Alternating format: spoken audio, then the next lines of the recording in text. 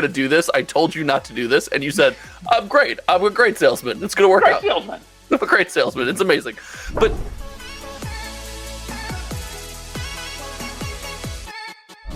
no, this is it. On. This is the show, baby. Whoa, welcome to May the Show Be With You, where we are using all of my data to film because they're whiny and can't go on without me, apparently. It's true. I am, of course, joined by the man who was apparently laughing at my suffering, Louis DeGeorge. You look like a peanut with the headphones on. You've never had headphones on the podcast, and I know why. Now I know why. I don't think this is going to work. I am also joined by a good content creator and a good friend, Josh! Oh, now I feel bad about calling you an unesthetic peanut. Oh, man. You called me an unesthetic peanut? That's even worse. It's good content, though. It's great because I think my microphone's still on from the thing. I don't know what's going on. It doesn't matter. It's not connected. Don't worry about it. Don't touch anything. I gotta minimize this. Hold on, no, don't minimize anything, you boomer. All right, we have to tell the people listening what George just said. George didn't want to get off the Wi-Fi, which didn't work on his laptop in the hotel. It worked. No, it didn't. We'll packet log. Because, get this, he didn't want to use all of his data on his phone. Yeah. Because he doesn't have unlimited data. The best part of all this... Do people really have unlimited data now? Everybody has unlimited data, my guy. Yeah. That's like... That would be like... I'm going to Google how much data I get from Walmart. Hold on. No, don't... You're going to use data to do it. Not worth it. Not worth it. I'll Google how back on Wi-Fi. I do want to point out that your problem solving is hilarious. Because when the Wi-Fi didn't work on your computer, your answer was to use the Wi-Fi on your phone. I figured it takes less stuff. Less stuff? Less packets. It's all tubes. You are Harvard educated. You can't say it takes less stuff. Barely. That means less now. That means less now, for sure. I'm watching Suits. It should have always meant less. I'm watching Suits. It means nothing. All right. Everybody's watching Suits. Like, where did the show come from? That's because they put like a mostly naked girl on the Netflix cover, and all the guys started watching it. Oh, is that why you're watching it, Josh? My wife still says she hasn't been in here since episode 1. Why is she still on the cover? I'm like, hey, you make a good point. We were looking for a new show to watch, and I was like, let's watch that. Like, my wife and I, she was like, I already watched it. All right, we're gonna just go for it. We're talking about Magic and Pokemon and Lorcana and sorcery. All right, here we go. Why are we talking about Pokemon? You're going to be so angry. You're always angry when it comes to Pokemon. All right, we're going to talk about price versus power and Mark Rosewater's quote on why they jack up the price on everything. We're going to talk about all the... Oh, George doesn't know this because he wasn't here. We're going to talk about all the commanders and Wild Train. Not in the way that you think. Can I just warn everybody that, like, I don't want you to worry. Don't log off of the podcast. I know these topics sound terrible and boring. We won't talk about this for long. We'll just make fun of each other and talk about Tay-Tay the whole time. Continue with what we're not going to talk about, Louis. Speaking of making fun of each other, we'll talk about the sorcery market. We're going to talk about Scarlet and Violet to 0K. And we're going to talk about Lorcana release. All right, so Josh, give us a warm-up on what Rosewater said about price versus power. So there was an interesting conversation, and I believe it stemmed from his blog. I think it's called Blog a Tog. I don't read that thing nearly as much as I should. Do you guys read that? I think it's sweet that they have it. It's the first thing I look at every morning. It's the first thing I read every morning. All right, Mr. Peanut, chill. There's two things that when the indie game companies don't do things, I'm like, listen, Magic the Gathering has a weekly blog every week and a Good Morning Magic every day. Like, I think the weekly blog is Rosewater, not Magic, though. It's like him personally. Right, but my point is, like, they care enough to do it. Every game should do it. Like, every game, like, that should be the bare minimum of your advertising. Like, in fairness, there's, like, nothing going on in 90% of these games. It's like, oh, look, 4 people showed up to the tournament again, and boxes still have not moved. We sold 3 boxes this week on TCG Player. Now, what kind of updates are you looking for, boo-boo? This segment is not called Every Indie TCG is Dead and Magic is King, George. Let's talk about what we came here to talk about.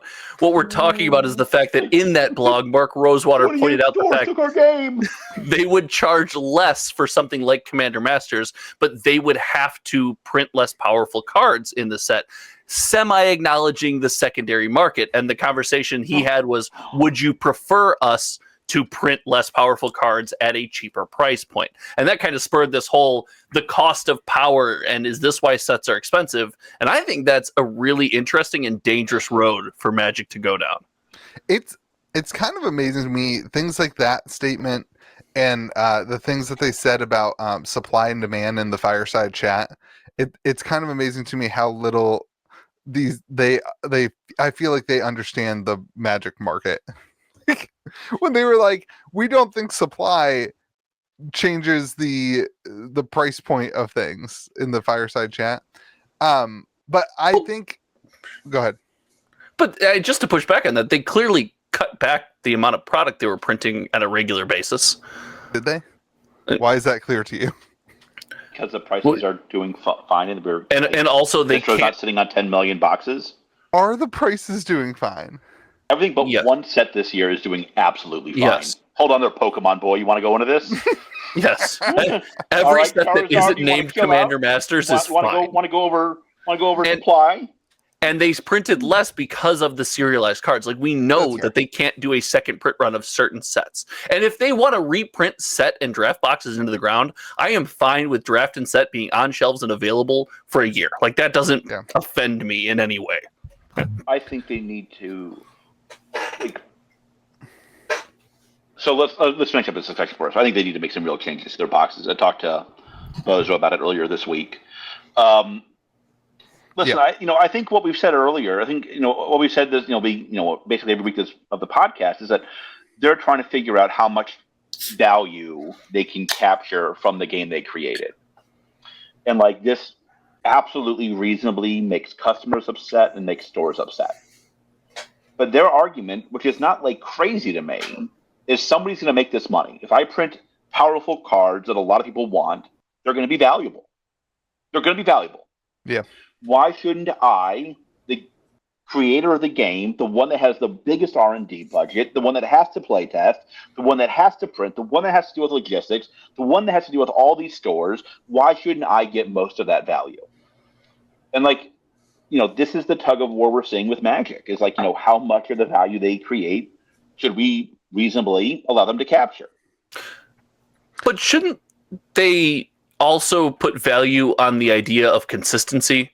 Right? Knowing what's going out versus what's coming in, knowing how their product is going to be received, knowing that things are going to flow in a certain, if every box is the same price, and let's say you don't have a Masters product that has all of the powerful cards. I'm not saying this is what they should do. Just in this scenario, you don't have a Master product with all of the powerful cards, powerful reprints are sprinkled throughout, and then just like in Magic's history, some products are more well received and do better on the secondary market, and some products are less. But from the Wizards of the Coast perspective, they don't have an Adventures in the Forgotten Realms.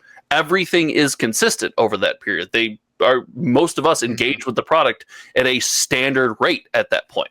And there's a consistency. You know how much money's coming in. Well, that consistency kind of goes away when you have master sets, standard sets, the middle zone, like Lord of the Rings, which is is it a master set? Is it a standard set? I think that consistency is hard to do, and that's relatively new. Consistency.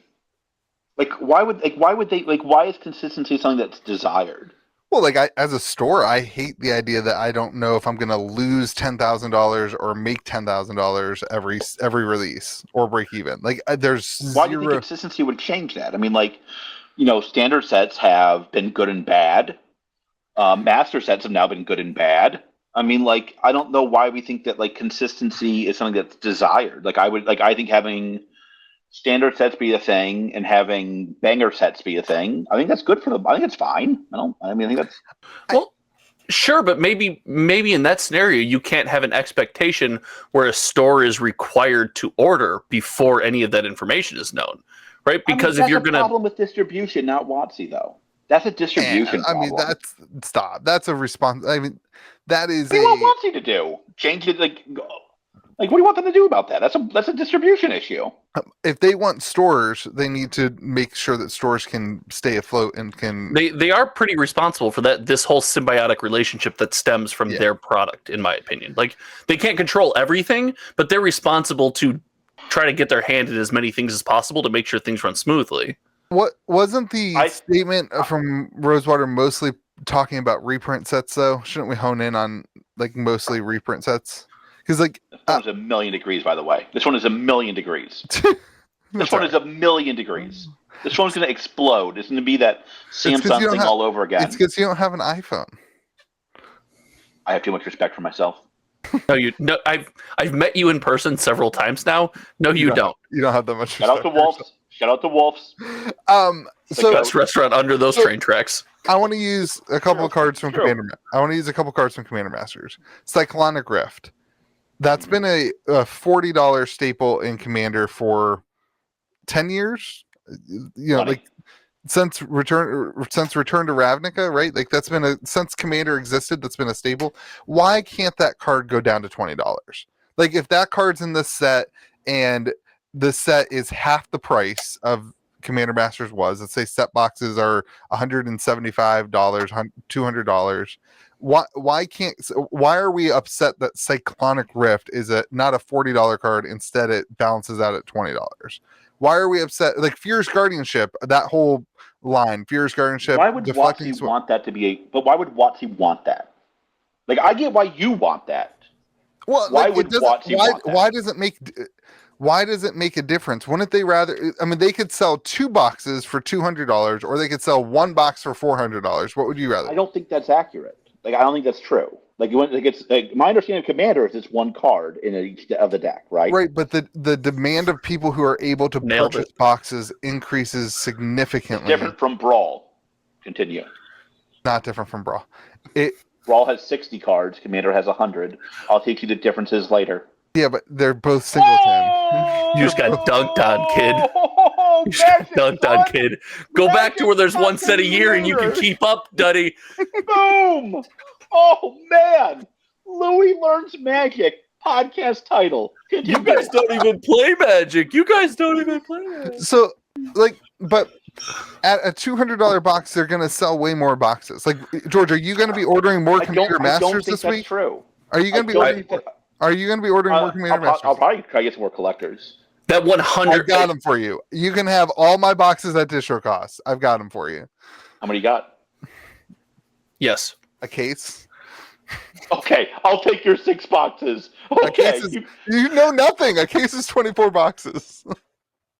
There was no inner. It's a master case then. There was no inner case. There's 1 case. Really? God, it's amazing how little you know. I have not seen the case since. I've not seen the case. Commander Masters?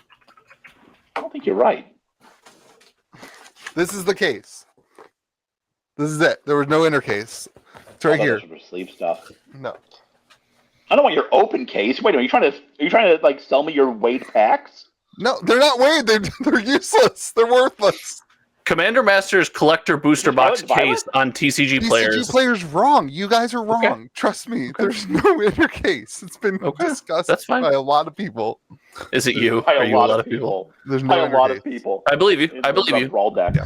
I admitted to skipping the set, so it's amazing that TCG players are so wrong on that.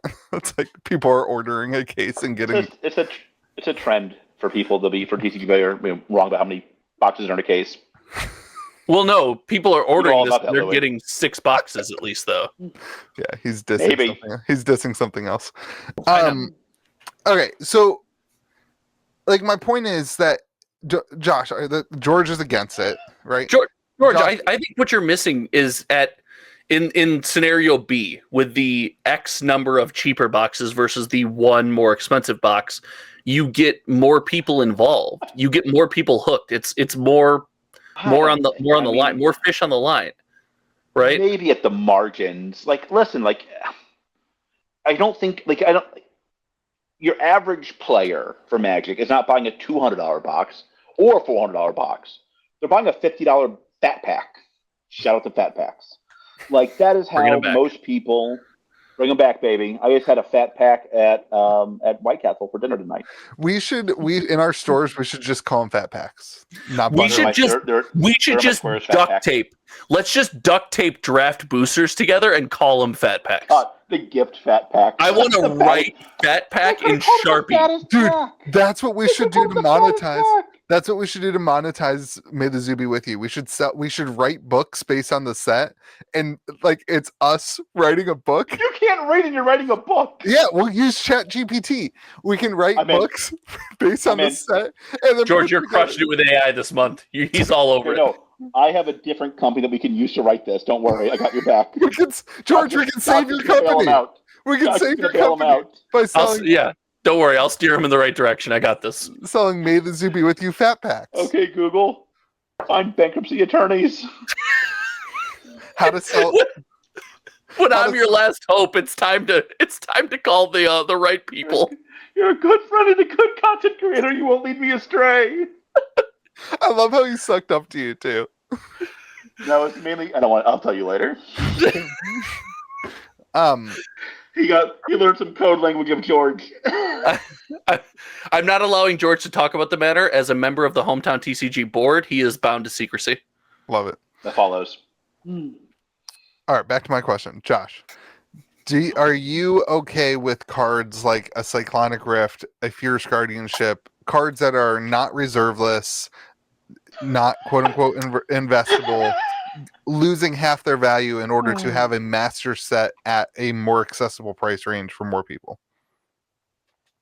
Sure, but then I think what would come with that is if you did this properly in that scenario where you do that, I think you have to make collector product actually limited and make some variants of this card exclusive to collector product and different enough. I've always agreed with your unique art take. I don't necessarily think it has to be reserved list art where they make a promise not to reprint, but if you make that card more accessible, I believe our community we're a spectrum of people who want cheap cards to play and people who want to collect this game. Yeah, well, me more so than most.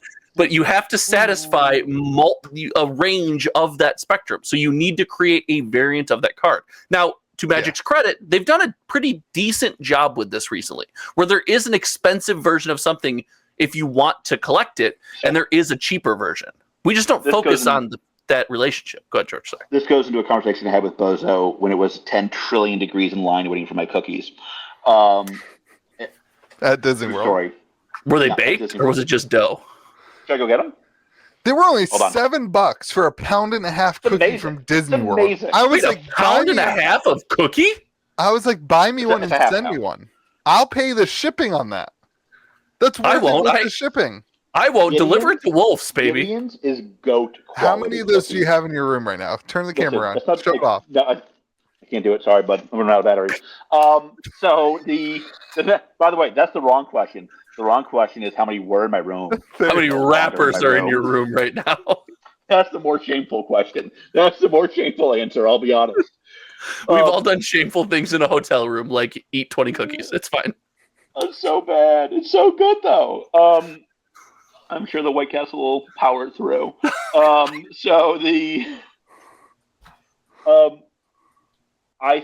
Something I did not expect is there seems to be a lot more pushback against set boxes than I anticipated. You mean they're not $500? No, I'm talking about like in general. I'm talking about like in general, not just Commander Masters. Wait, what? I think people are confused by who the product is for at this point. Yeah, that's fair. I think it's selling well, but I think it's the most confusing product WotC has right now. People love it. Yeah. People love it because they get their hits and they get it for players. So it's a player's box. But it's also the most expensive box in the set. Well, yeah. I'm talking Commander Master specifically, though. Well, yes, but I do think I think the price difference between set and collector has narrowed, and I think that's an issue. Not for Commander Masters, but for everything, except for Middle-earth. I think I've said this the whole time. They need to make a real collector's box. You guys keep going. Oh my god, I'm on my phone. Louis is leaving. This is made this be with you. I think they need to make real collector boxes, and I'm talking. They need to make a limited number. Let's say 1,000 collector boxes per release. Each store gets some number, sure, up to some number, and they're $1,000 a piece. But in them are hand-drawn art, signed cards. They're real collector items. Like, that's what I think WotC probably could. That's a market I think they're missing. That I think they could hit. I don't know what you're showing because I'm on my phone.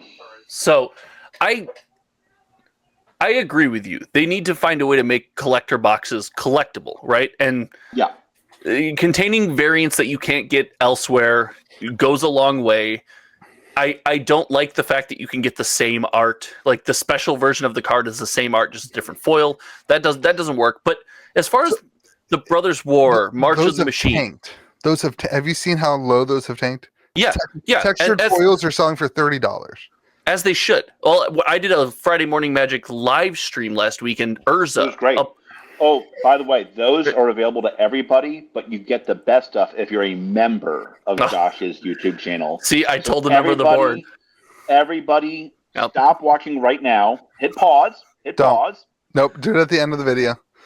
No, hit pause now. You're not going to be here by the end of the video. Go to Josh's video.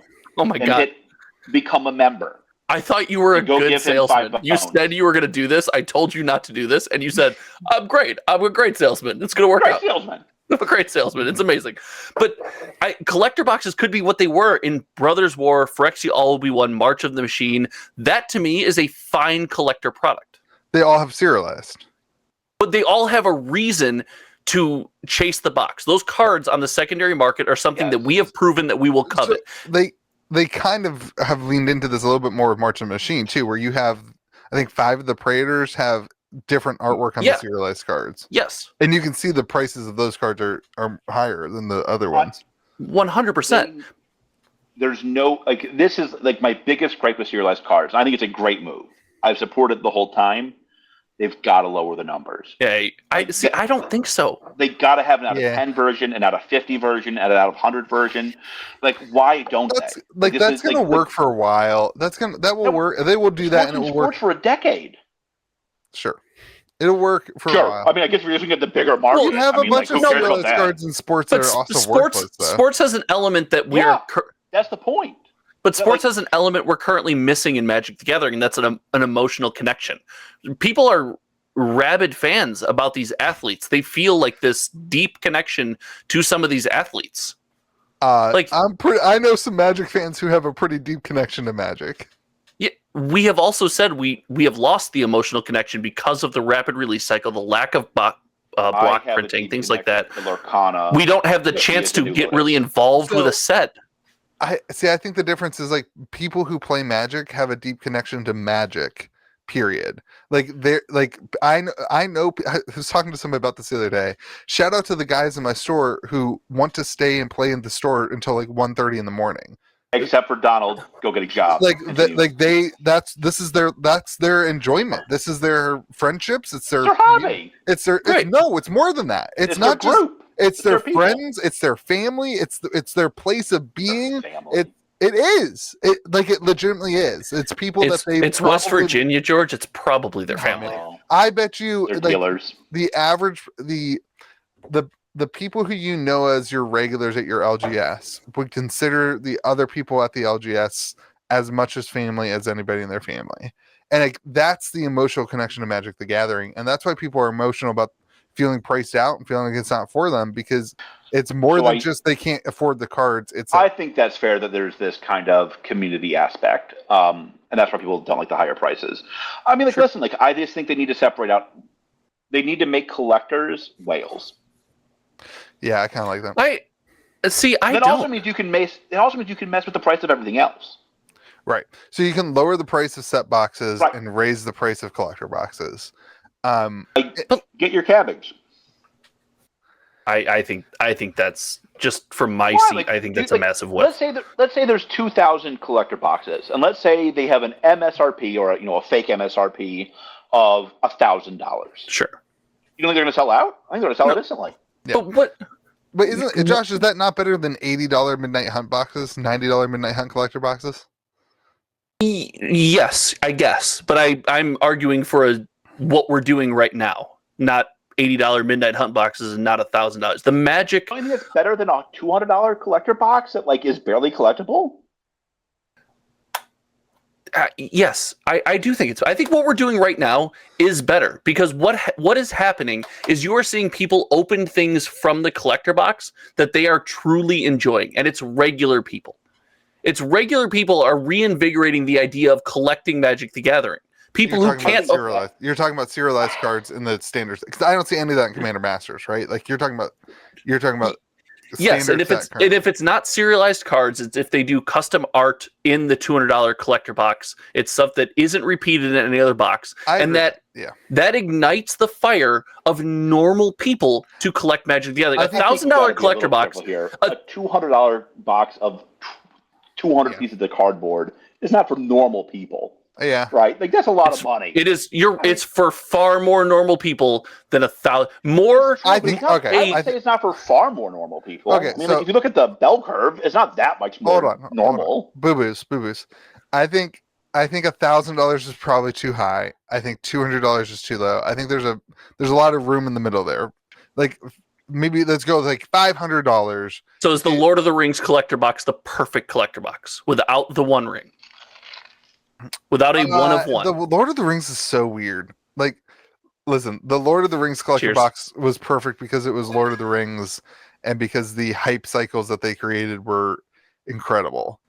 It'll be, I think, like a mixture of what George is saying where you get different things. You're saying you want different stuff in your collector boxes, different artwork, whatever. And what George is saying is limited. And I think limited is really important.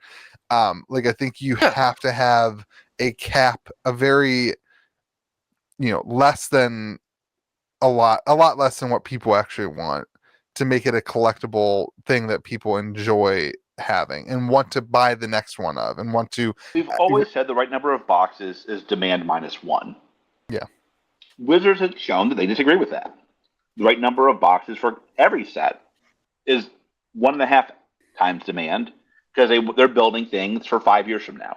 And that's fine. And I think that makes sense for everything but the collector's box. I disagree. Because the Lord of the Rings collector box is still readily available. And the one of one ring has been gone for some time. I wouldn't say the Lord of the Rings collector box is still readily available. There are, I think, still, isn't it? there's I didn't say it's affordable. I said it's readily available. There's like 50 sellers on TCG Player of this box. I mean, like, that means a lot of things are readily available. They're just not affordable. At its highest point, there was like 60 sellers. George, on TCG Player can you get any collector boxes from Distro? No, of course not. I haven't had a collector box of Lord of the Rings in a month. Like, you gave me the wrong cookie. Anybody who wants to go out and buy a Lord of the Rings collector box can do so right now. I mean, anybody who wants to buy a PSA 10 Jordan rookie can go out and buy one right now. Yeah. There's probably 30 sellers of it. Just $400,000. You just got to pay for it. But there's more. But there's far more than 30 Lord of the Rings collector booster boxes currently available. What's your point? What's the point you're trying to make? My point is this is in my opinion, a perfect collector box, right? We just it's a high enough price point. It's got stuff people care about. It's got collectible stuff. It's got unique things. People want this box. And it is not so lightly printed that even now, this far after release, and even by the end of the year, it won't be like gone and through the roof as far as sold out. The price has come down since the One Ring. The box doesn't have to be so limited printed that it sells out in the first month to make it collectible or make it coveted. That does not have to happen. The smallest number, the smallest out of X number of cards, of serialized cards. People want low serialized cards, is what I'm saying. In addition to that, it also has 40% of the modern meta and very powerful cards. More cards at the Pro Tour than indie TCG players. Like, I mean, that's another. I mean, I think what you're saying is more. My point is, what you're saying is more than just the box is set up right with artwork and serialized. It also has very, very high demand cards in every format.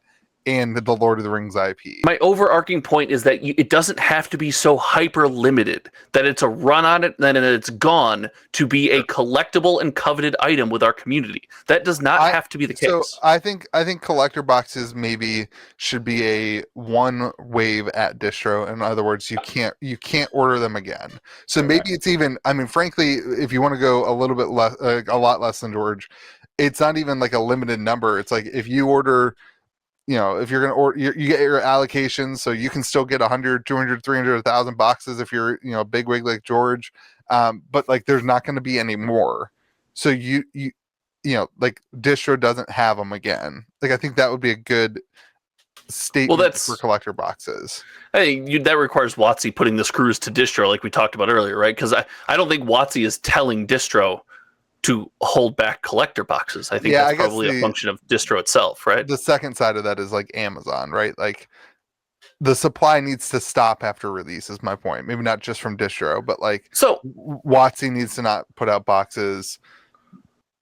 But the point is they're not going to do that because they want to make money. But the supply that's what we're not talking about. Like the supply for the collector, and we keep talking about serialized cards, but it would be the same if they just capped the print on it. The only function serialized cards do, that was creepy, is they cap the print on that box, right? Yeah.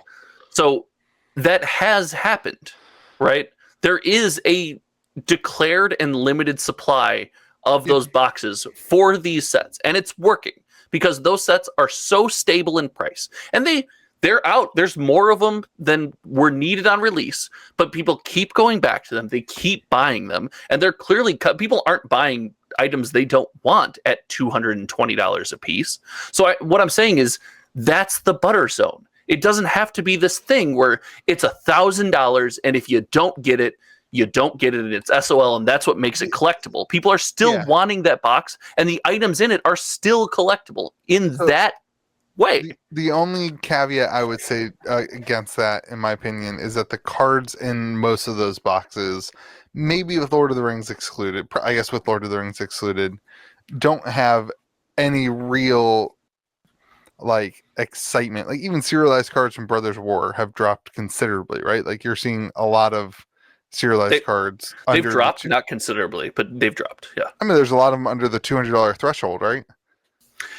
There's a couple under the $200 threshold. Most that were hovering around there are hovering around the $200 threshold and seem to refuse to drop under. So I feel like the perfect dichotomy in my mind is like when you hit that huge hit, you shouldn't just be making your money back. Like there should be something that causes the secondary market to value those things at a significant increase, where you take the gamble and there's a payout.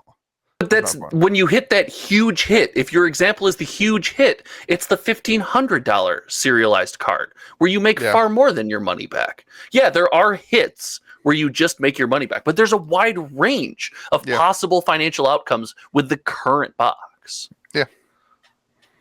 Okay.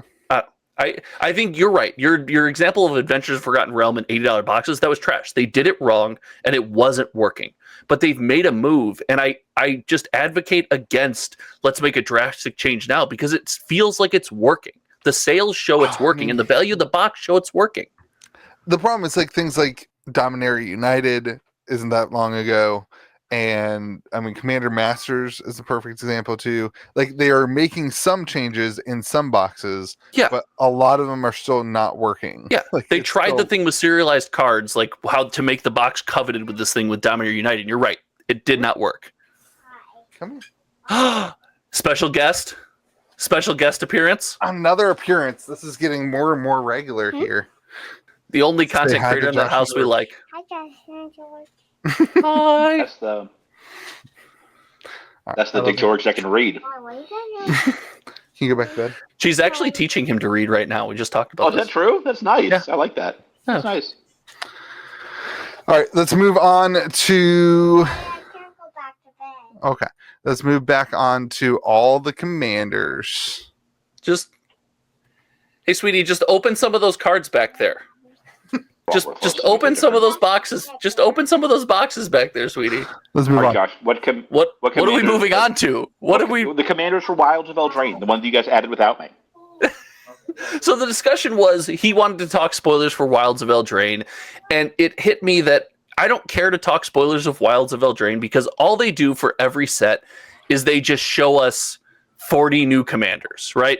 And that has been the design and the desire of the Commander community for some time. Heck, you scroll YouTube, you will see 6 videos that say, 2 are my 32 Commander decks, 2 are my 23 Commander. I just built my 40th Commander deck. Here's what it is, right? Like, that's the culture of that community.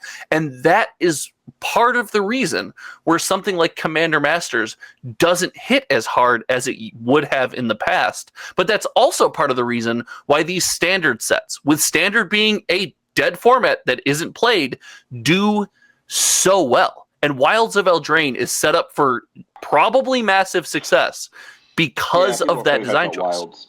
People are pretty hyped about Wilds. Yeah, and why are they hyped? It's not because of the impact it's going to make on Standard, Modern, or Pioneer. I think that's true. And people like the artwork. Like, people like the art. People love Throne. I love Throne. Throne's still my favorite Magic set of all time. 100%. But those cards that people love the artwork for are going to be jammed into a brand new Commander deck. They're going to build brand new Commander decks.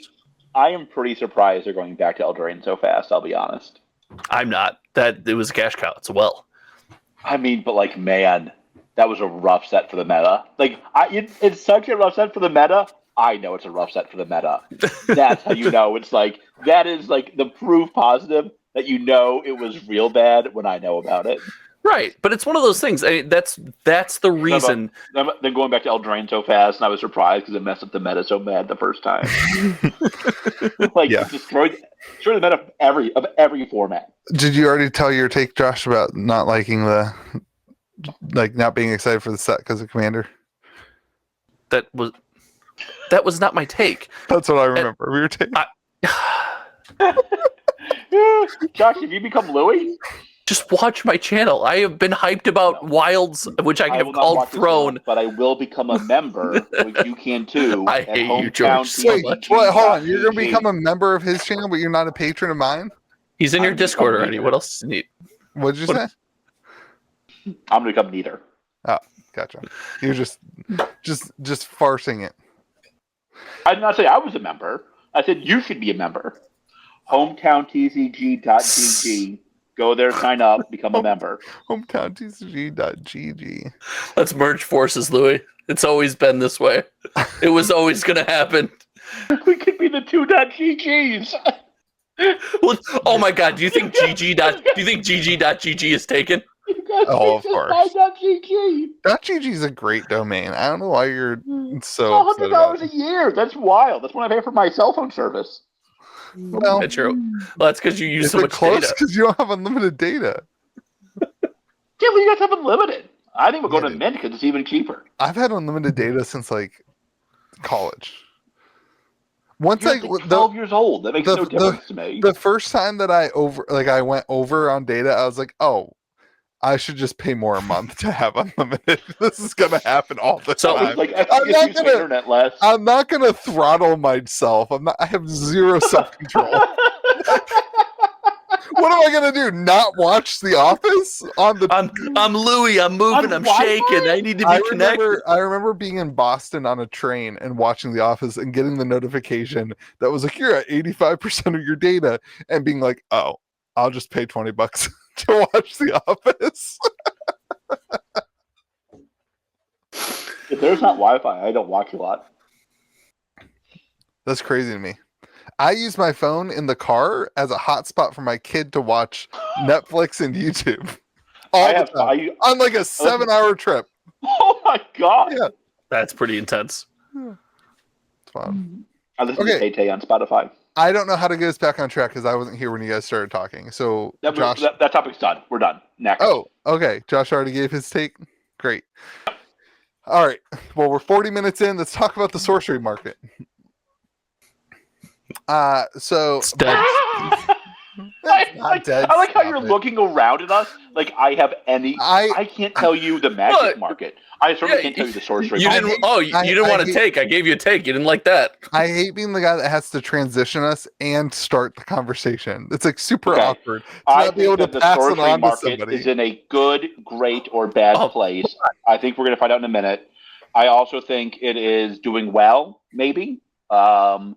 And sorcery to 3K. Your turn. This is what I learned about transitioning us and passing it. So we're going to talk about the sorcery market. Louis, take it away. You did great, Josh. You nailed it. You nailed it, buddy. All right, but come back. We know you have wireless whatever. headphones. Yeah, that's fine. So box I prices. want my headphones to use my data. Wait, does this also cost data? No, it's Bluetooth. I'm okay. Box prices have come down, and singles prices have. Yeah, they've come down a little bit. Probably about $750. Probably, I would say like the market price. eBay is still weird. Like eBay Okay, still. people. Enough of this nonsense. We need to pump this sucker back up. Continue, Louis. I got your back. So here's one of the things I think is really like historically on this stuff is really interesting. That $1,000 price point is such a barrier for people. It's amazing how many people won't sell at 800 on the way up, but as soon as it hits 1,000, they're like, "Oh, I'm out." And then can I suggest something to you? Yeah. We need a goofy face looking into the camera going, "I opened a $1,000 box." Woo! I think that will really help the market again. I can get you that. I just signed someone to the Hometown TCG board that has just the face for you. Wow. Oh, I'm in. Watch me rip. Will I hit my curio? Dude, I haven't hit a curio in like 75 boxes. God. You've opened 75 boxes of sorcery? Mm-hmm. Yeah. Most on camera. So I have a problem. So how many boxes of sorcery have been opened? Well, what do you think? At least 75. give us an estimate. Print runs. Speculate on open print runs. Let's do it. So this is where people I think are wild. Like I'm a wild indie TCG indie TCG human, but the people in the Discord and the Facebooks are like, I bet you 85% of the print run is open. I'm like, oh God, it's like, no, not even. It's at least 95. No, like there's people with boxes. But in 20 years, there won't be. So in 20 years, it's Sorcery's third set anniversary. I think Sorcery does have a little bit of a box opening advantage due to the size of the set and like people feeling like they didn't get as much as they wanted. There's been a lot of people I've seen trying to trade singles for sealed boxes so they can open more, which is what I like to do. Let me just say, I think, I've had a lot of people message. I've had more than I care to admit people message me about the sorcery prices this last 2 weeks. $750 is a great price. If you're like a sorcery team, that's a huge win. Yeah. Now I think it's still too much of a win. I've said this all. I think thought boxes were going to $200. Yeah, I mean, I think 2 months ago. $750 is like if you're looking to oh look, it's in trouble. $750 is not the price tag you want to point to. That's where that seems like a perfectly ironically where it feels bad for people is people who bought at $750 and get this and didn't open when they were $750 or who bought at $900 and didn't open at $900 are going to be frustrated that it went down to $750. Like I've been buying boxes from $500 to $1,000. I've been buying boxes. I'm just as happy buying them at $750 because frankly, the singles are still moving. It's interesting though. The singles have changed. I've heard it's changed pretty significantly. It used to be that I posted a core or a super unique clouds whatever it is Mirror Realm and it would sell fast, or Death Dealer or Frazetta artwork would sell fast, the $300 cards. Now those are what's sitting. And hi honey, give me one. You don't want Batman in your bed anymore? Okay, I'll come get him out. The dog sleeps over there sometimes. Your dog's name is Batman? Yeah, we have a cat named Robin. You're the best. That's amazing. That's incredible. You're the Joker. You're the Joker. But now the market put a smile on that face. Now the market is really moving on like the cards that we're seeing in deck lists, particularly this weekend, the Gen Con finalists. You were gonna shoehorn it in there somewhere. A bunch of the cards from that deck, that deck list came out and people started basically net decking that deck list. I've said since my Ice Cold Chicken Finger day that the number one thing that scares me about sorcery is the market. Yeah. And Why? I think the game is good. Mm-hmm. Like, it's candidly the only... Is that true? It's probably the only indie TCG I'd probably play today, to be honest. Is that true? That might not be true. I don't know. But it might be true. I highly doubt game... you play much games ever. So that's absolutely true. But it's something like the game that like you can convince me like I'd get a deck from me and my wife and we'd play it. Right. Yeah. I don't know of another game that's true, and I don't play with anybody. Well, that sounds wrong, but I don't play with anybody else other than my wife. So like, good. Yeah. Healthy. Listen, the whole world thanks you.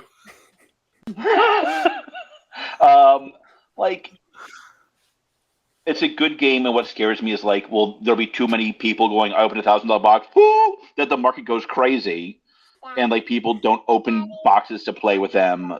Is there too many speculators, not enough players?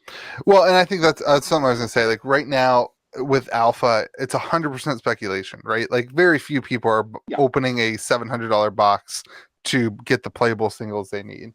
Right now, it's 100% speculation. The question to me, the only thing that matters is, does beta come out? Do stores get interested in it? Do stores run events? And are there players? And do people get excited about opening beta in order to play the game? If that happens, then I think you see box prices from alpha go from wherever they end up. If they end up at, I don't know, let's say they end up at $300. I don't think they get that low. I think there's a lot of people who pick them up before then. But let's say they get to $300, they start moving back up in the market at that rate, because right now it seems that the people who are interested in the game all have their cards. Like they completed their sets. They're done, right? Like now they're just waiting for beta. When beta comes out, prices no longer matter. Then what matters is players. Yeah, I agree. If box prices go to $50, I don't think that matters. If people I don't think it matters. If people are showing up, that shows a demand issue. I disagree. Maybe they overprinted. Like, I mean, like we don't know. I mean, like if they have consistent players at LGSs, they'll be fine. Yeah. Like that's true for every one of these games. If people show up to play your game at the LGS week in, week out, you're going to be fine. Yeah.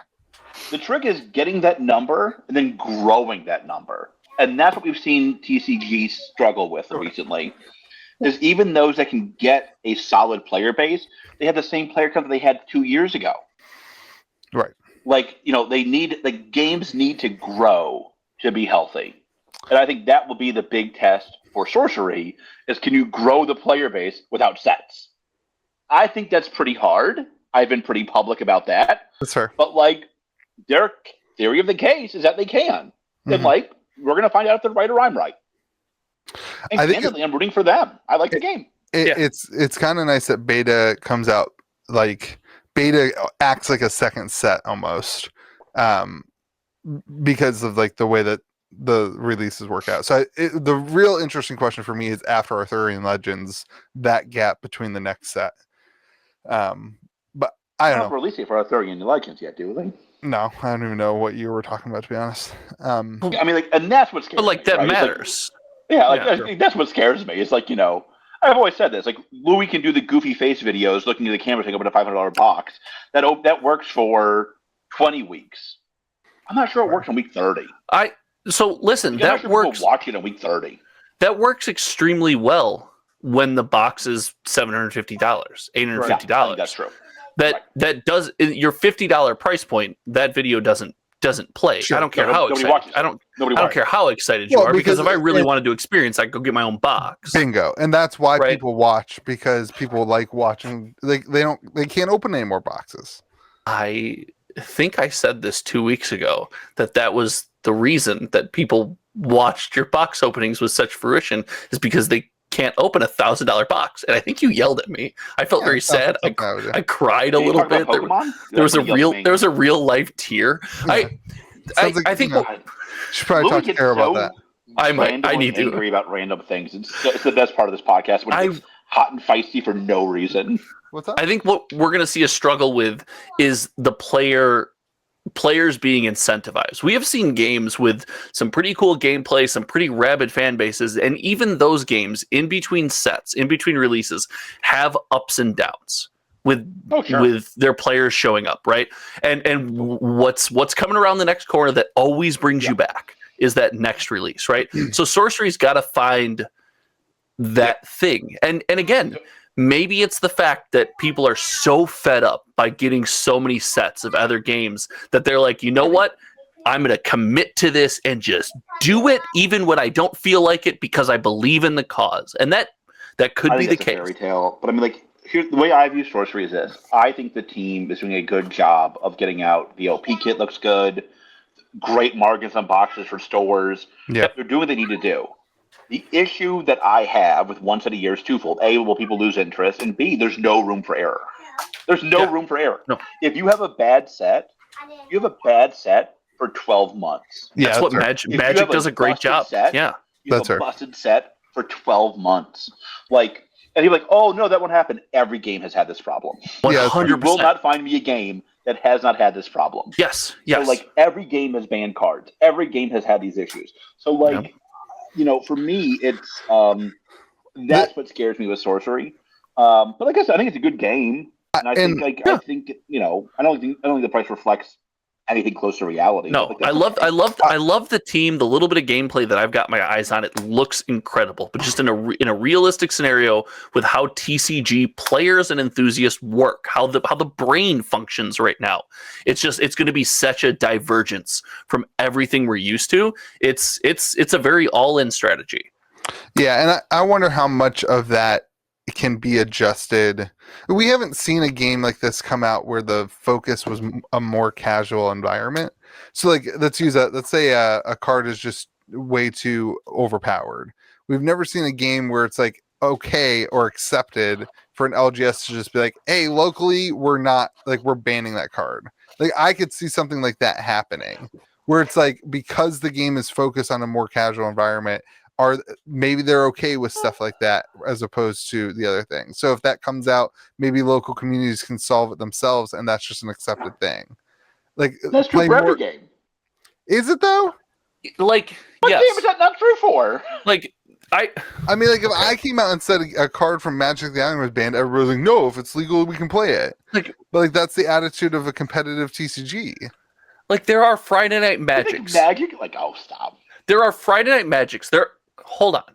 I have literally been to Friday Night Magic, both Pioneer and Modern, where we have decided as a play group, there's been 18 people in the room, and been like, hey, we're not going to play this deck because this deck is broken. That's not a sorcery exclusive thing.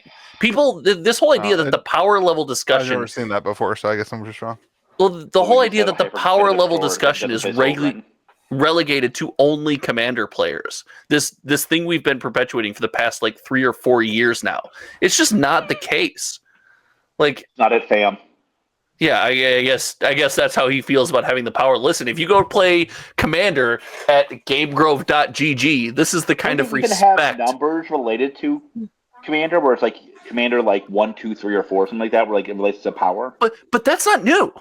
We've been calling decks. I think that means it's casual, right? That means like there's a local scene saying, I don't want certain cards to be played. That's each pod and Commander has always said, hey, we're going to try to play these. But the idea, and this is something that as a non-Commander player just irks the bejesus out of me. Like, oh, well, Commander, I can bring my 7 and I can find other 7s. You know what we did? We would just bring, hey, my deck is tier 2, tier 3. We just didn't have 10 numbers. We used like 4. And that was where we sat. Now you've made it 10 numbers, so everyone is on board. Like, this is not a Commander-specific thing. This has been happening in Magic and trading card games since the beginning of time.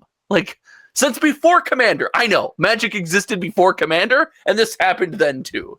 Oh, it's so annoying. It's so annoying. Well, Commander can be so casual. Anything's casual. Any way you play a game can be casual. Louis really missing stuff that really should be in the thumbnail here. This is really Louis really missing this stuff. This should be the intro. I'm so annoyed. He slept at this part.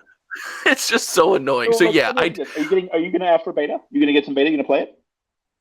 I'm probably not going to play it. And I was very upfront with sorcery. They were very awesome. They sent me, I have the starter decks here, and they sent that to me, and it was very nice of them. But I told them as full-time job, dad, 7 Magic videos a week, playing Magic the Gathering almost every day, I can't pick up another game anymore. I just don't have it in me.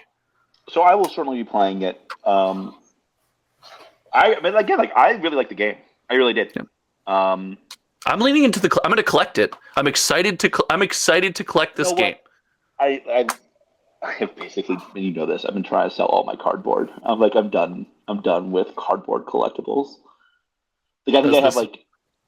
Yeah, and like, listen, I got in 12 years when I'm your age. I feel better. I feel like stocks, like like QQQ, the S&P 500.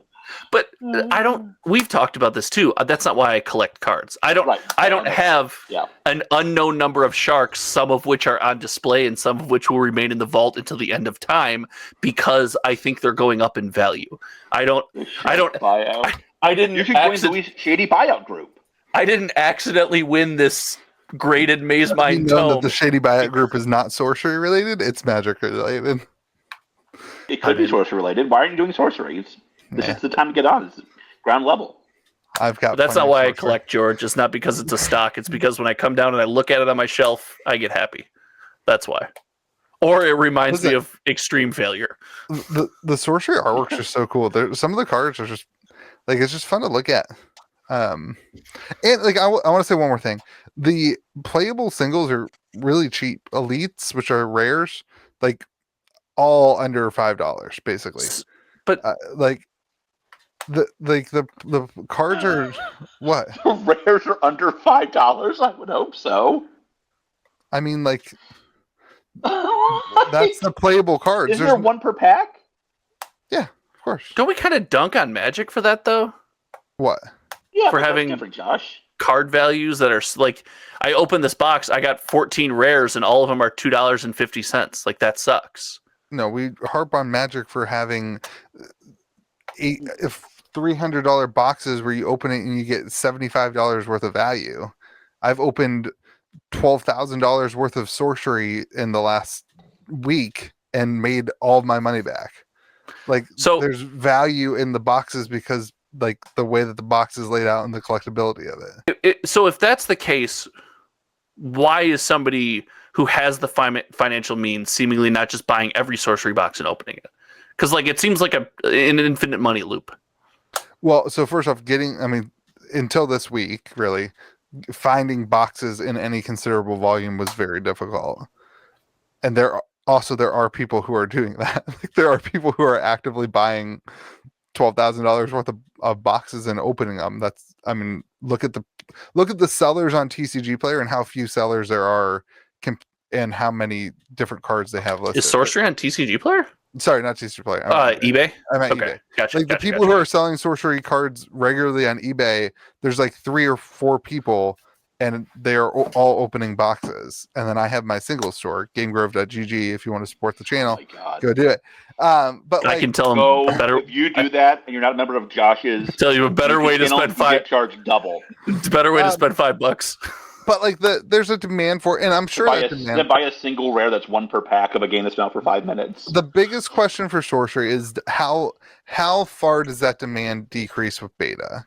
I think the demand does decrease significantly with beta. Like I think my sales on alpha cards will drop a chunk with beta release. The question is how long does it take for that to come back to where people say, man, I love this game. I have my cards that I want to play. Now I want to collect the alpha version because I believe in it and I love the game and I care about it. That's the question for the sorcery market. We've now covered every NDTCG in the universe. That's not true. We haven't talked about most of the successful ones. But they're only successful for this minute. I still attest that those games. I just signed up for GTS distribution because of One Piece. Did you really sign up for just One Piece? It's time to short One Piece, George. It's time to short it, baby. I'm going in. Is One Piece the best box opening experience you've ever had? It's time to short One Piece TCG, everyone. I'm buying in, baby. No, I have my high school kid who does a lot of the shipping for me. He has been like begging me to get One Piece TCG. By a mile, the number one request I get. By a mile. I won't do it. People call the store about it. So yep, 100%. Won't do it. Yeah. Has it ever worked out where the Kickstarter version or the first edition version comes out, the second edition comes out, and first edition price magically goes up at any length of time? Like, I just can't think of one. I mean, it happened all during the pandemic. Yeah, that happened with both the games that we used to talk about on this podcast. Both of those that happened. Not true, though. Yes, it is 100%. MetaZoo CN1 came out, and that's when you and I were buying Kickstarter boxes for $2,000. They continued to go up. We sold them 4 weeks later for lots of money. Like they continue, but they all eventually retraced hard. I don't think that was the question. I think your question was, has it ever happened where the next version comes out and the other one goes up? When it wasn't the pandemic. No, it wasn't a year later. You're dude. Kickstarter boxes were... They lasted a while. Look at CN1 versus CN2. CN2 cratered the price of CN1. I would not say that CN2 cratered the price of CN1. My CN1 is looking at me over my shoulder. A lot of other things went into the cratering of CN1. Like a lot of other market dynamics and consumer confidence went into the cratering of CN1. CN1 was a $600 to $800 box for probably over a year. Yeah, that's when CN2 was released. Like that. No. Yes, it was. No, did not. CN2 did nothing.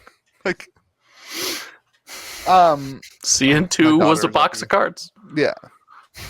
Listen. I'm not telling you that I'm not saying that that's not going to happen with Sorcery. I said that it would happen with Sorcery.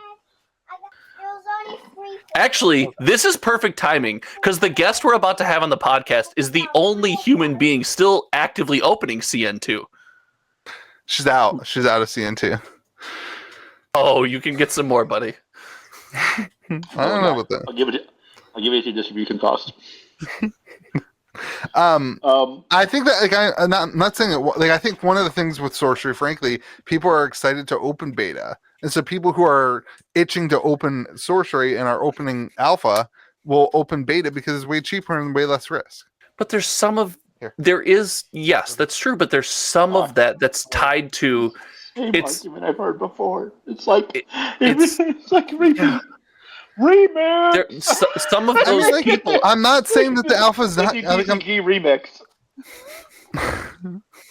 What are you hearing that I'm saying? Pokemon effect. Tell me what you're hearing that I'm saying. Repeat to me what I just said. People that there's going to be a lot of the people those second wave boxes will be open because people just love opening Sorcery that much. You said people are excited to open beta of Sorcery, and all I was saying was part of that is due to the fact that they are building anticipation with boxes they cannot possibly afford to open. That does not mean that after they scratch that itch, when the value of the cards does not match what comes out of alpha. I don't know what math you were doing there. Did I say something? I was trying to repeat what you were saying, so I understand what point you guys are trying to make. The point is that people are going to open beta, but they're not going to be nearly as excited as if they were opening alpha, and that's true for every game. That's not. And so, what matters is there a demand for beta, and do people start playing the game? What matters with what matters with every game is how hard does that fall off, and do they come back after the fall off? After they feel that rush of waiting this long and having alpha out there that they can't get their hands on, then they get their little dopamine hit from opening a box, let's say.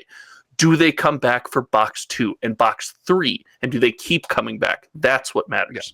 Yeah, everyone's going to buy box 1. I've got some cases on order to open because I want to collect it and I want to experience it. You have to come back. I know a very few people who bought alpha who don't plan on collecting a set of beta.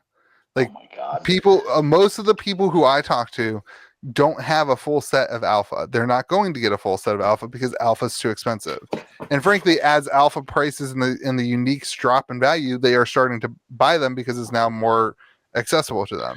But their goal was to say, oh, I opened my Kickstarter box of alpha and I couldn't afford another one at $500, $600, $700, $800. And so I bought beta because I'm going to enjoy the game with beta. I got the alpha experience and I have my little tiny alpha collection and I'm going to experience the game with beta. And that's what they were excited about. They're going to experience the game or collect a set? I thought you said those people were collecting a set of beta. a set or a play set or whatever they're doing to play. Some people are just collecting, some people are looking to play. It's a mixture of both. I mean, sure. How many of those people do you think actually see that through to fruition? Like, I don't know. How am I supposed to know that? Like, I'm just telling you what people are saying. But I also think you're in the same. Cookie. I think you're in the same 70%. I don't think that's true. 70% of people who set out to collect bait, but regardless, I think a lot of people will say they're going to set out to collect something and not going to follow through. I think you have this delicate balance where a set of beta is so cheap that a wide number of people can afford to collect it, so nobody wants to. Right? We can get sets of other indie TCGs we've covered for very cheap, but we don't want to because it doesn't feel great. Or it's so coveted that it becomes expensive and now it's out of reach. Like it's this delicate balance. Yeah. Here's been the takeaway from every indie TCG: games can't survive on collectors. They have to have players. That's been the they must do, but like listen, one's way more important. Well, because players make collectors. Collectors don't make players. Yeah, that's fair. In fact, collectors take away players. Yeah, so the only question that matters, tell me how many people are playing Sorcery in 30 weeks. I agree. We'll know if the game's going to make it or not. Yeah. Well, and I think there's also a balance of what is the print run versus the player count. Let's expect that a print run. What? Yeah. Louis, Sorcery's largest TCG content creator banned. What percentage? Won't be the first time. What percentage of the boxes opened actually get to a player's hands is probably the most important statistic for an indie TCG. If you have 300,000 boxes and you don't have 50,000 players, I'm not worried about that. I don't worry about that long term. What you could convince me of, I don't expect this, but things go crazy in the beginning, then they crater. That could happen. But players will eventually have access to these boxes and they'll eventually get to play it. I hope then the proof is in the pudding. I hope beta's just waved out and you have the initial wave of beta and then a second wave of beta and it stays. I mean, it has to be. It's a year. Yeah, that's the thing, is it has to be one wave for a year. Yeah. Well, it has to be readily available. If beta lasts a year, it has to be readily available for over a year. I think because you hope your player base grows and you hope with your next set you get more players that now need beta cards. So the phrase readily available, I disagree with. I think consistently available would be what I would say. I'm okay with beta not being available for a 2-month period, right? Or month and a half period where stores are waiting for boxes. Why not? Why not? You want boxes? You want to be able to just 1 million boxes you can go up and order and it crashes in a what's it called? What's the stupid? Yep. What is that stupid company's name? I hate them so much. Fireball just buys out all the boxes, and I don't even know where you're going with. Why do you want that? I keep my failures close, dude. The company, the game designers should hold their product close to the chest to manage the supply and demand, so that there's always one less box. It's the only box they have. They have to players have to have access to this. They have to have access to it, and then the whole. If stores can't get the box, how do you want people to play the game? I'm not saying. Or how do you want to get your friends? How do you want to get your friends to play the game? I'm saying that stores shouldn't feel the urge to sell every box they have because they know they can get more boxes, as many boxes from dishes as they want. Why not? I would like stores to feel the urge to sell every box. Because then stores just dump the product and don't actually try to get the game growing. They don't have any commitment to it. Cool, there you go. All the way on there now. So if a store knows that they can just get an infinite supply of boxes, they have no reason to buy. Let's say I buy 30 boxes for my store, and I know that next week I can get 30 more. So might as well just tank the price and make $10 a box rather than wait for the person who will pay me MSRP for the box. If I know I'm not going to be able to get more consistently every time I have more boxes, I will keep boxes in order to sell at a appropriate margin, which keeps the price of boxes at what a game designer wants. If you're Sorcery, you need to get people in the store playing this game, and that means having easy access to boxes. I'm not saying hard access to boxes. You want them to be You should have like I think map is stupid. I think map is silly. But if you're that worried about it, have a map. Like at the end of the day, like you need to have these boxes be as accessible to players as possible for your first set. Because if not, what are they going to play on? They have to be accessible past the first set because a big inflection point of players is going to be the release of the second set. Hold on. George is on both turns. George is saying that a Magic box can be $200 and the cards are still accessible, but a Sorcery box can't be $120 and be accessible. Wait, what? I'm saying that Sorcery should manage the boxes and the demand so that boxes are around $120 to $150. That is we have said on this podcast that is an accessible price point for a TCG person to get involved in a game. So Yes, that's fair. That statement's fair. Okay, then we're all arguing for the same thing. Wait, no, we're not. Like you're saying that stores shouldn't be able to order more boxes after they sell out of their allocation. You said your statement that kind of sent us off was you're okay with Sorcery boxes not being available for a month to a month and a half. I'm saying that when boxes are always available, when Distro is calling me every day to take their junk indie TCG product that nobody wants because there's so much supply that's taking up their warehouses and everything, that I have no incentive to not just sell the box at $2 margin and whatever, tanking the price of the box, making every single card in the set worthless.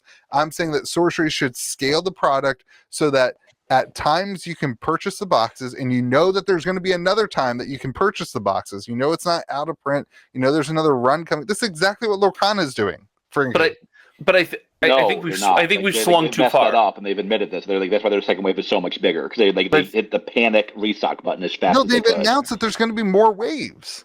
Right. This is exactly what they're doing. They want Distro to always have it. They just haven't been able to meet demand.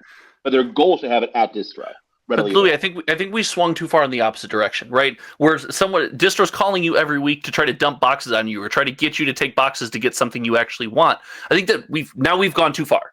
Right? You have to find a middle ground. And I don't think the answer is ever being able to go to my store and not get my hands on Sorcery. Like, if I should be able to get my hands on because it has to be around for more than a year. It has to. But Josh, my point is there's not a middle ground because Distro's not willing. Distro doesn't want to sit on 10,000 boxes of Sorcery. They don't want it taking up their space. They don't care about Sorcery. They don't care about anything other than moving products. So Sorcery has to create another way to keep their boxes from being pushed to stores at $0 so that they can manage that the boxes don't crater to zero and become a worthless product, but are also not too expensive for a player to get involved in. And so in order to do that, you have to spread out the demand for the box, spread out the supply to match the current demand. So you release 10,000 let's go, beta is 50,000 boxes and you have your pre-order for whatever. Heard it here first. Continue. I have no clue what beta is. Let's say beta is 50,000 boxes. Wave 2 of beta, you know it's going to be available and it's 10,000 boxes, right? And then those 10,000 boxes sell out. And there's a period of time in which boxes are just in the market, and whatever those 10,000 boxes do or what they do, and you know as a store that there will be another time to buy boxes, and consumers know as consumers that there's going to be more coming, so they don't just What do you want stores to do in that month and a half period where they can't get boxes? Sell Magic. I want stores. Yeah, that's what they're going to do. They're going to sell Lorcana and Magic. I want stores to Pokemon. I want stores to not just dump all of their boxes onto the market. My question to you. I'm sorry. I'm sure that was that was an answer. So, but my question is what do you want stores to do in the 6 weeks they can't get boxes for the Sell game the boxes they carry? That they have in their inventory.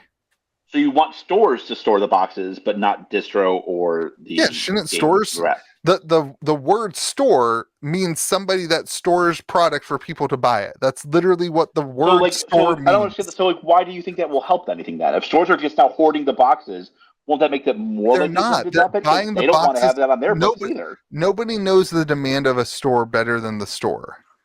So okay, but nobody knows it. But then the same thing's true for distribution too, right? Like doesn't Johnny's store owner distribution not care? The distributor. What?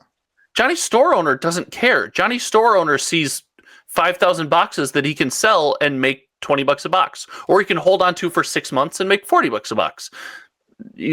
I don't understand. You're putting this responsibility on stores and asking stores, hey, do the right thing. The game's either going to grow to the point where you get the Magic scenario where stores don't do the right thing, right? They just dump boxes at whatever cost they can to get their money back, or it's never going to get big enough where all the stores agree to do the right thing, but nobody from outside that little conspiracy pod ever buys the product, right? Like I don't understand how that can possibly be achieved in the society we live in. Okay. We've all said our piece on this. We can just agree to disagree.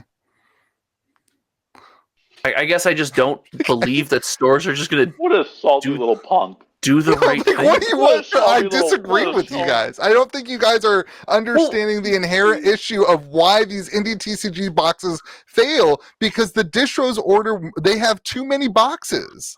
And But if they don't have let's enough, use- the game can't grow. the game okay, like there is having enough, which I I had agree like a with, third of this cookie and I'm that full. they This is should have amazing. enough, Good cookie. that for a period of time you should be able to order boxes as a store. Okay. That is My that phone's is- about to die, so we should probably that is fair and true. There's having enough, and then there is having so much that you're begging stores to take product and basically being like, hey, I need you to take this. Like, that's what's happening with a lot of these games. And then there's like the Channel Fireball stuff and all the things that happens when you God. open print. Your PTSD over Channel Fireball is truly amazing. All right. Wait, did I start off the podcast like this? No, don't flip it. I already fixed you. Yeah. You didn't Yeah, start we off just- the podcast. I just didn't tell you to fix it. No. All right. You're going to do the rest of the podcast sideways. I don't care. It's good content. This whole podcast went Are we talking about Scarlet and Violet? sideways. No, Uh, I have like 20%. Oh my god, that's so much battery. What are you worried about? You are burning through the battery. I'm on 5th. I have like this whole app is killing me. Scarlet and Violet hot takes. What's Scarlet and Violet set worth in 2 years? In 2 years? Yeah. 1K. I'm in 1K. I don't know any better, so 1K. And I'm going to give you the same look that you 1K. gave me every time I ask you to do anything theoretical. In 2 years? Yeah, I agree. 140, 150. I'm Yeah, with you. that's terrible. Yeah, it's not that bad. In 2 years, you In want 2 all the years? boxes. You want all the boxes to be readily available at under $100. So I mean, Well, when did I say how- under how $100? how is when did I say Pokemon under supposed to $100? grow? When did I say under $100? And also, Pokemon I doesn't don't know. need to You guys grow. were arguing pretty violently against my $120 price point. No, I argued against your Oh my month and a half God. of dry spell. Oh, God. Nobody gave a crap about your You don't $120 listen. price point. Oh, You, my God. do you just like in your head? Do you just concoct arguments for us so that you can scream? Like, is that what happens? Only No. during Pokemon and Sorcery. During Magic, he just doesn't care. That's So the so- difference. People should clip us. This is a very clippable podcast. This is a very clippable podcast. And you found the goal. The new not Paldea Evolved. What's the new set? Obsidian Flames. Okay. The pull rate of Charizard is 1 in 216 packs. So many. So many. This is gonna be a rough set. This is gonna how do you We've said that a lot for Pokemon recently. this is Yeah, every set this year. It's like the opposite of Magic. yeah, this has been other than Commander Masters. Yeah, And every oh my set's god, Commander that's Masters. That's the Pokemon. Then 151 is going to be the one shining light, and Commander Masters is going to be poo poo water. I want you. I am. Say it. Say it into a Obsidian microphone. Flames I is am the anxious. most Obsidian Flames is the most controversial Pokemon set ever. There are people who are so excited about it. It's the most controversial about Pokemon what? set ever. They- How long they has the are- game been out? They are so excited about Obsidian Flames. Like people, Why? there are people who are just wild about it. They No love stores. they love the Charizards, and then All there's right, other hold people. on. I gotta give them props on this. That is the coolest looking Charizard ever. It's not the Charizards all look exactly the same. Don't Nobody say something can tell the positive. difference. Not the stained glass one. Stained glass one looks awesome. They all look exactly the same. Like they basically just used a mirror function on Photoshop to do the Charizards. Like wild. I don't know, man. I'm usually pretty bullish on Pokemon. This is George. You said one thing positive in a year of podcasting on Pokemon, and you just got shot down. It was awesome. That was great. I still can't wait for 151. I'm a boomer. I want 151. It's going to be awesome. Yeah, 151 is going to be good. I'm still pissed that there's no booster box. Yeah. That when you guys broke that news to me, that hurt my soul. Maybe like allocations were good for it. They just got like no booster bundles. Like I got cut to the bone of booster bundles. Why are booster bundles so hard to get? Makes no sense. I just what can I get? Just packs. I don't want dice. That's booster bundles, which don't exist. They don't exist. I don't want even the stupid for stuff. standard sets. Packs. I'll get standard set ones. I mean, I would do I think. And it's funny because I don't know where it went wrong this year with Pokemon. Like I thought about that a lot. It's like this. Like it seems to have like kind of fallen. I think. Let me ask you this. All right, I got 18% left. This will be great. Was it a mistake for them to buy their own printer? No. Well, aren't you kind of onto something? Is that where it went wrong? They're just overprinting? That was my question. Like there's that nothing. That's literally my exact question. Okay. Well, no, you said was it a mistake for them to buy their own printer? Well, I meant because they overprinted, not just. Do you think it was a bad financial decision? Listen, you're going to sit on the board of tech companies. You got to know what you're talking about, dude.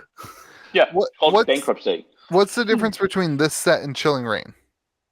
That was last year, right? On their own printer then. Wasn't right. My point though is we had the same conversation about Chilling Reign last year. You told me don't buy Chilling Reign; it's all going to zero. I did not say that. I said it's going to be a while, and it was a while. And listen, prices are now retracing. Like you had your bubble. I said it was a bubble. Now prices are retracing. So Chilling Reign came out when? In 2021. Okay, so that was 2 years ago. So it's been 2 years. It's been 2 years. What's the price at? Well, MSRP $150. My point is the difference between we talked about this. They should have done waves so that it wasn't available for a few months. The difference between Pokemon and Magic that I'm seeing is that you can almost always, we talked about this on the phone, George, you can almost always get your cost back for Pokemon. Like if we went to the, I think that might not be as true the last three sets. The last three sets I think it's pretty true for Obsidian Flame, or not Obsidian Flames, Paldea Evolved. Maybe not. Maybe Paldea, but maybe not base set. You're losing. You're not a TCG player. You're not losing. You lose for sure. Yeah, TCG player, you lose for sure. But compared to Magic, like the demand because Magic increased the cost so much, and Pokemon increased the cost, but not like incrementally. But Pokemon increased the cost consistently. Magic they increased the cost, and one set's $400, one set's $150, one set's $325. Like Pokemon increased the cost, and now the boxes are $140 or whatever. And Pokemon has MSRP, and Magic doesn't. That means it's recording. Did you know that? All right. Anyway, this set's rough, but 151, baby, 151. Hot take: Paldea Evolved's better than the set. Just 151. Right. It's not a hot take at all. Give it to me. All right, let's talk about Lorcana. Give me the 151. My kid is still awake. Hi, beautiful. All right, so Josh, here's my question to you. There's some debate right now in the community. Do you think Mickey or Elsa is the new Lotus? I mean, I think I'd rather have a stone, but if I had, so which one's the new stone? Which one's the new stone? Well, but if I had to pick, I don't think I'd take a stone. I think I'm going to go with a Brassman's Will. I'm in. I think that's where I'm going. So, wow, we're really hitting them all tonight. This is great. If it's not Mickey, what is it? If it like Elsa Zoomers, the same character. Elsa Zoomers, you're fine, but Mickey is OG. Mickey is the Lotus. So, I will say this. I am not a collector of basically anything. I am buying. I won't buy it from my store. I won't do that to y'all. But I am buying the Mickey playmat. That Mickey playmat is way cool. The Mickey playmat looks pretty cool. Yeah, the Mickey playmat looks pretty cool. On this podcast, you have informed us that you don't play TCGs and you're not a collector of anything. Super glad to have you here, buddy. Mickey is definitely not the Lotus, guys. Mickey is an uncommon. Mickey is That's probably why it's not the Lotus. It's an uncommon. D23. Remember D23 Mickey? I mean, The collectible. Oh, Does- a promo doesn't- can't be the Lotus. A promo cannot be the Lotus. there's an. Really? Yes. No. Oh, I'm The- sorry. part of the There's al- also one that is an alternate art. Like maybe There's that's also a bunch of them. Maybe Yeah. maybe There's alternate. Oh several. yeah, yeah. I'm sorry, I was wrong. There's several of them. There's there's legendaries. I know. Part of the allure of the Lotus is you just anyone can crack a box, man, and you get one. Like the you had to be there promos. So nah. as we said, there are Mickeys that are more rare. Yeah. People are really pumped about Elsa in the game. Yeah. For playability. Elsa's Shivan I will Dragon. say this. You know- So we have we're full, but we have our event at the store. Boxes are on MSRP. I'll be really in. So we have a bunch of kids ready to play. Kids That's are showing awesome. up. That's cool. This And is people are this bringing is their just kids. People are bringing their kids. People are bringing like their friends. the only that- thing Magic doesn't want. We're doing a Disney princess. There's like a local company that has a like you can get Disney princesses to come and sing songs. So at the beginning, while everyone's sleeving up their decks, there's a So Disney. wait, they're just gonna be like a Disney princess movie in the back serenading them while they're sleeping up their deck. Yeah, and Elsa singing Frozen songs. Can we please have a picture of this? Yeah, sure. Louis, Spoiler alert! It wasn't my idea. Louis, Shout out to the goat. Louis. What? Is it you? No. Oh. No, but yeah, no, I don't want to get into it. I Like- I, I'll get Magic. into it. I'll I get love into how you're getting angry, not getting into it. it. Lauren. It was Lauren's idea. Well, it wasn't Lauren's idea. It was Ramsey's idea, and then Lauren, she went for it. And I said, Lauren made it "Listen, work because Lauren's the goat. listen," I said, "I'm not for this. Go. And if you can't get a Disney princess, then and we advertise it, then you have to be the person who dresses up like a Disney princess." What is in your thermos? Water. It's enormous. I don't- So I'm George. What is Enchanted? Is that like the super? I'm only seeing on Right, TCG wizard. Player one alternate art card. There's an alternate There art should be Mickey Mouse. there should be more of that. There should be more than that. Okay. There's an enchanted alternate art Mickey Mouse that already sold for $500. But George, So the that's what they get. conversation That's about the Lotus, and then your statement of like all the kids that are gonna show up, and Louis, I guess, Disney princess take. Here's which is why- interesting. Magic. Here is what. Go ahead. Sorry. No, go ahead. Go ahead. God damn it! Magic wants Lorcana to succeed more than anything in the world. This is just a gateway to Magic the Gathering. I don't think that's true. What? I 100% believe that. This This is game- like, this you game are is so not- wrong, George. This game is not competing with Magic in one. No, it's a not gateway to one Magic. single It's a iota ga- is this game. These competing kids are with going to Magic. play Lorcana, go to high school, and join a Magic club. Like, Yeah, this Wha- game is competing with indie TCGs for collecting market. That's it. That's the only thing it's competing with. no, but it's just a gateway to Magic. It's all these kids that otherwise would never have experienced Magic Right. are now going to have a reason to play Magic when they're older. It's a gateway. The real reason none of these card games will ever have another Lotus is because we played with a Lotus. Yeah. It was not a collectible. It was worthless. I'm about to say, I like that you said we. We I mean, played I with the cracked packs. Lotus. I don't think I didn't have a Lotus, but I cracked packs, and I could have gotten a Lotus. I've Or I Or don't eight think man. that's true. I don't. You cracked an unlimited pack. Oh yeah, in college. I've played with a card that has Black Lotus written on it. What? Like, I've done that. Yeah. The OG proxy when you just wrote on crappy Magic cards with Sharpie. like people thought these cards were worthless. Yeah. Like, But that's not the case for Lorcana. right. That's my point. That's why it won't be another Lotus. Lotus. Okay. Gotcha. the That's next, why none of these games will have another Lotus. the next Lotus is in CN2. Metazoom minute. We're still here, baby. So I'm happy about Lorcana. I will remind everybody the second wave is supposed to come out the first or second week of September. If your LGS is charging you a stupid price, Yeah. wait. Yes. Do not. I say this as somebody who believes in Lorcana. It will be the next Magic. It will kill Magic. It will be the next sorcery. It will be the next sorcery. It will not kill, it will not do either of those things. But like I do think the game will have legs. Do not go out and buy a $400 box of Lorcana. I firmly believe that after Christmas, you'll be able to get Lorcana below MSRP. Maybe even before. I don't know. I mean, like the holiday season is going to be pretty hot for Lorcana. That's true. That's true. Like, I'm not Good sure point. it'll be. Good point. I'm not sure it'll be below MSRP. It'll be a lot closer to MSRP. I think yeah. I don't know that the supply is, but I think that Speculate. I have not seen the demand. Like I've been kind of following the sales pretty closely just because I'm curious because George has been so hot on this. You tracking sales data, dude? No, I've been just like Oh. watching the number of sales above MSRP are pretty low.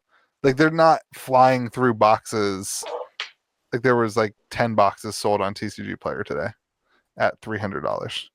I think the demand is not a Magic really. It's just not like the demand above MSRP is not massive in my opinion. I think most people who want the boxes too, just like any alpha release of a product, people who want the first run of a product ever are very tuned in. Like most people aren't like casually following along, so those people know that more boxes are coming. They've been pretty good at communicating stuff, which is really good. They have made it very clear to everybody that if you buy boxes at a crazy price, they're going to wreck you. It's going to be Pokemon. Like Pokemon's made. Like I give Pokemon credit for this. They do this the best. They say I can reprint anything for any reason at any time. Yep. Lorcana has said this game is meant to be played, and if you buy this game to have a wall of Lorcana behind you, you're going to get wrecked. Yeah. So if you get boxes, open the box and play it. See, like the game. Yep. It'll be interesting. I'm learning tomorrow night on Thursday night. I'm learning I already learned how to play it. I can learn from my learn to play.